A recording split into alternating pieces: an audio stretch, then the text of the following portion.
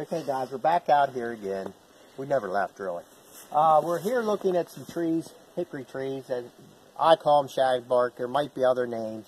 But what we do is just pull this bark off.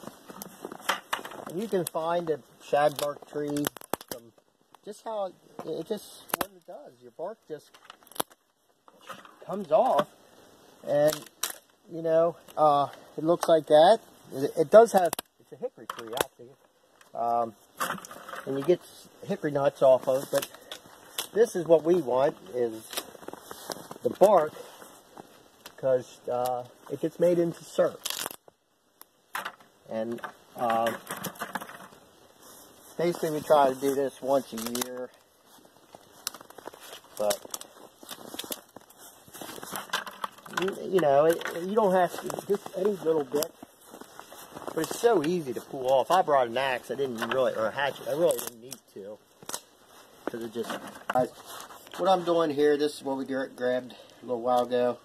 I just take a paintbrush over. I don't like to use a wire brush because some people use wire brush, but if one of them little wire bristles get off, and it could get into you and can hurt you.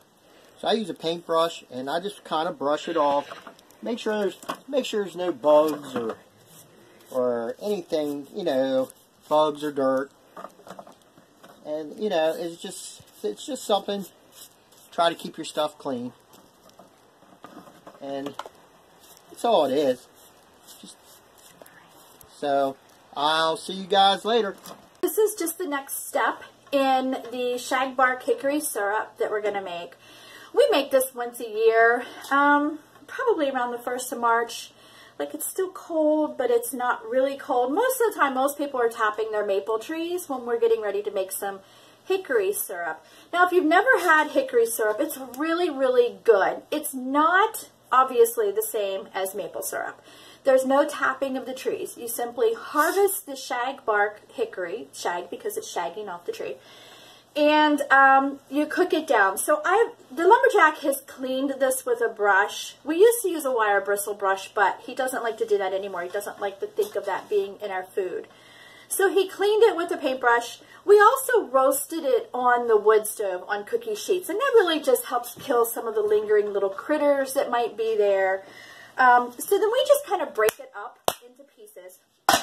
We're going to fill this great big pot with all of these pieces of shag bark. So all of this that you see here is just a nice little 5-gallon bucket of shag bark. All of this then will be broken down and will go into this great big pot. I don't even know how many gallons of water this pot holds. It's old. We've had it for a long time. So I'll put all of the shag bark in here, broken into pieces. I'll cover it with water, and I'll bring it to a boil. And then I'll take it and put it on the wood stove. And right now it's still cold. This is why we like to do it at this time of the year. We're still really using the wood stove pretty hard. So we'll sit this on the cook stove with a lid on it, and we will simmer it probably 12 hours, 12 to 14 hours, just simmering on top of the wood stove. And basically you're making a tea with the bark. Now, as this simmers, we will actually enjoy some hot tea with it. It's really yummy. It's really good for you. And I was saying a minute ago, if you've not had it, it's got a real nice nutty flavor to it. It's just really, really good. It's one of our favorite syrups. Now, we don't make enough to last us like the whole year or anything, but we make it to enjoy it a little bit here and there throughout the year. So I'm going to get ready and put my shag bark hickory in my pot, cover it with water, boil it, and set it to simmer for a tea. And then I'll be back tomorrow to show you what we do with the rest. Okay, so here we are in another step of the process of the hickory syrup.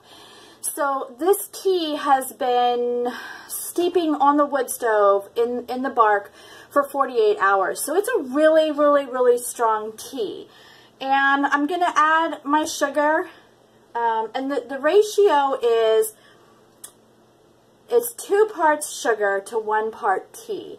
And that's a lot, because to this pot alone, now this is all that we'll make for the entire year, but to this pot alone I had to add 3.5 gallons of sugar. I don't know what that comes out to, however much it comes out to in quarts and cups. But it's not cheap. We use a non-GMO raw sugar. So it's really not the cheapest thing in the world to make, but it's yummy and it's somewhat healthy for you. You know, the hickory has a lot of good health properties to it. So then we're just going to add that to this. We're going to stir it. We're going to bring it to a boil, which is going to take forever. And then we're going to cook it down until it reaches 225 to 250 on a candy thermometer, at which time we'll do the next process. So that's it. Here we go for the next part. Hey guys, so I'm bringing this to an end. I've got it all jarred up, and I just water bath can it for 20 minutes, and I didn't even break out the big canner. I just used a stainless steel pot. Covered it with water, brought it to boil. 20 minutes in the canner, let it cool, put it on the pantry shelf. That's it. So I'm going to do a recap here at the end of this video. It's one of those things, the hickory syrup is to me, that is actually very daunting of a project. But when I'm done, it's very satisfying. So I'll share with you in the end how much we got and the details of how we went about to make it, the process. So that's it. We'll be back at the end.